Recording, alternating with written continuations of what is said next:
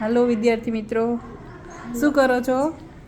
અમે આ ગ્લાસની શું કરી રહ્યા છો? તમારા હાથમાં શું છે? અમારા હાથમાં થર્મોમીટર છે. તેના વડે શું કરશો? અમે તેના વડે આ ગ્લાસના અંદરના પાણીનું તાપમાન માપીશું. કેવી રીતે માપશો બેટા? બતાવો.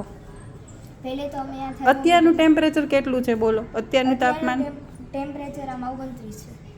બતાવો. અંદર શું ભરેલું છે? આની અંદર પારો કરેલો છે. હા, તો એની સપાટી જેટલું હોય એટલું અત્યારે રૂમનું ટેમ્પરેચર છે, બરાબર? હવે શું કરશો બોલો? હવે અમે આ થર્મોમીટરને આ ગ્લાસની અંદર નાખીશું. નાખો ચાલો.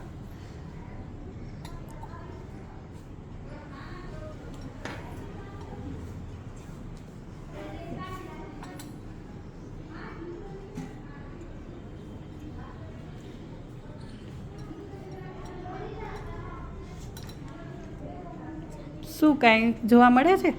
હા, હવે આનું ટેમ્પરેચર 30 થી પણ ઉપર જઈ છે. હા, તો પહેલે કેટલું હતું? પહેલે આનું હતું 29. અચ્છા, હવે કેટલું થયું છે બોલો? હવે આનું 44. 44 થઈ ગયું. સરસ.